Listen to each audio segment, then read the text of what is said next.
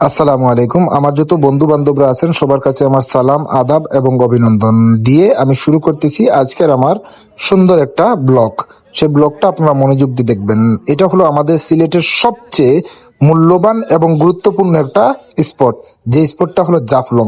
জাফলংয়ে আপনারা যারা আসেন নাই তারা আসলে আফসোস করবেন, কারণ জাফলংয়ে আসলে আপনারা সরাসরি মেঘালয়ের পাহাড়গুলো দেখতে পারবেন। মেঘালয়ের ভিতরে যে বাড়িগুলো আছে সেই বাড়িগুলো স্পষ্ট দেখতে পারবেন। এখানে আসলে আপনি দেখতে পারবেন মানুষ যতজন আছে তার চেয়ে বেশি টিকটকার আছে, যে টিকটকাররা প্রতিনিয়ত এখানে টিকটক করতেছে। আমাদের বন্ধুদের সাথে আমরা এখানে ঘুরতে আসছি। আপনারা দেখতেই পারতেছেন এখানে টিকটকও চলতেছে।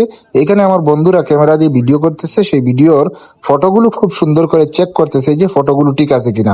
আপনারা সাবধান থাকবেন যে ফটোগুলো যাদের কাছ থেকে তোলা হয় তাদের সাথে আপনারা কথা বলবেন, কথা বলে তারপর ফটো তুলবেন। এখন আমরা স্পটে যাওয়ার জন্য রেডি হয়েছি। রেডি হয়ে মাঝপথে এসে মেঘালয়ের পাহাড়গুলো আপনাদের মধ্যে তুলে ধরার চেষ্টা করতেছি।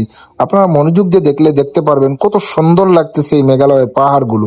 যে পাহাড়গুলো আপনার মনটাকে, হৃদয়টাকে আপনাকে জুড়িয়ে দেবে, যেটা আপনারা দেখলে আসলে আপনারা কখনোই এখান থেকে যাওয়ার চেষ্টা করবেন না। ওই যে দেখতে পাচ্ছেন এটাই হলো পর্যটন স্পট। এটার পাশাপাশি আরেকটু স্পট আছে, যে স্পটগুলো আপনারা নামলেই তারপর দেখতে পারবেন।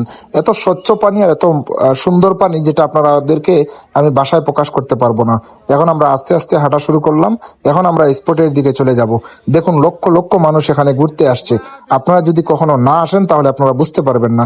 তাই আমি মনে করি জীবনের যতটা সময় ব্যয় করেছেন কিছুটা সময় হলেও নিজের ঘোরার প্রতি এবং সৌন্দর্যতা দেখার প্রতি ব্যয় করেন।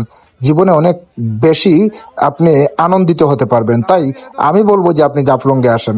এই যে আমরা জাফলংয়ের এই পর্যটনী স্পটে গোসল করার পর এইখানে আসছি এবং এইখানে আপনারা দেখতে পাচ্ছেন কত মানুষ পাথরের নিচে এবং উপরে আছে, তারা গোসল করতেছে। তা আপনারা সাবধান থাকবেন যে এই পাথরগুলো অনেক পিছলা হয়, সেই পাথরে আপনারা খুব সাবধানতা অবলম্বন করে তারপর গোসল করবেন। এই যে আমরা এখানে গোসল করার পর আমরা আস্তে আস্তে এখান থেকে চলে যাব, কিন্তু আপনি এখানে মানুষের সমারোহগুলো একটুবার দেখুন। দেখানোর জন্যই